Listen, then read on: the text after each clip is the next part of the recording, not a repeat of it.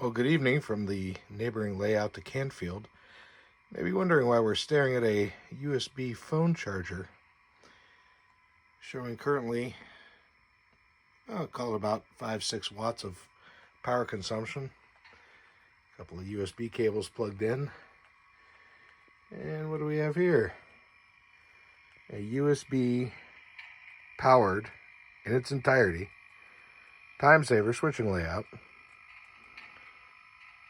Controlled via JMRI running on a Raspberry Pi, DCC-EX running on an Arduino, and a tablet with engine driver on it. So let's take this little thing for a spin here. I'm going to switch my camera hands. I planned this poorly.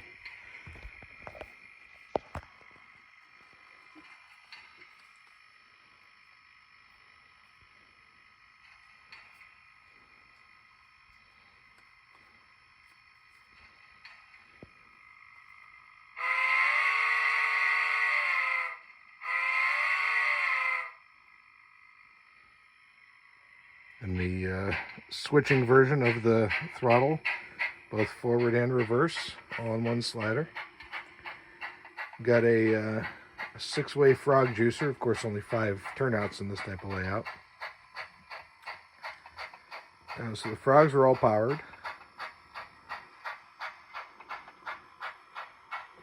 I've got hinges on the far side. What I would say is a somewhat novel method of construction to make sure that it's easily transportable.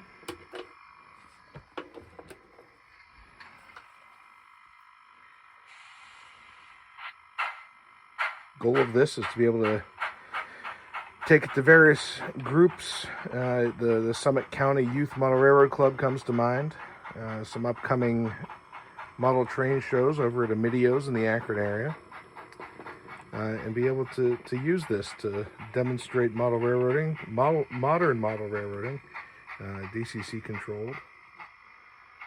Maybe get some youngsters interested in the hobby.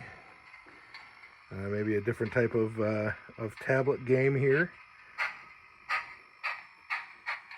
Maybe give some of these folks a chance that have not seen DCC in operation with sound, to demonstrate that for them. The goal of this is to be a great hands-on demonstration. I said hand the tablet over to people and let them run this railroad. I need to install some some bump stops at the end of all this before I let that happen. But yeah, just a nice little proof of concept video here. Should be at the Summit County Model Railroad Club on Thursday. Going to be at the Cuyahoga Valley Terminal Model Railroad Club tomorrow night for a quick shakedown run and demo for the members there that have been following along as I've been working on this concept. Again, really kind of spurred from the last train show that we went to as a club there at Amidio's, where we had trouble getting a table with power. Nothing against that group, just that hall has limited power resources. And I thought, well, you know, with the USB-C standard allowing for power delivery, what you might see as USB-C PD, you can buy a relatively inexpensive cable on Amazon that will plug into a PD compatible power bank and provide you with upwards of 20 volts. The cable I bought is 15, but no other trickery. Plugged right in. Bought that PD cable. It's a USB-C to 2.1 millimeter barrel jack, using the motor controller from DCC-EX, which allows for that 15 volts to not only power the track and the motor card or the motor board, but also backfeed the Arduino board. So it powers the Arduino, and I just use another USB cable there to power JMRI on the Raspberry Pi. Should also mention that the tablet here, allow me to release that to make sure that nothing happens. But the tablet also allows for remote desktop. And so I can get into JMRI, control layout power, for instance. All right. And I've turned layout off. Obviously the locomotive has a current keeper in it.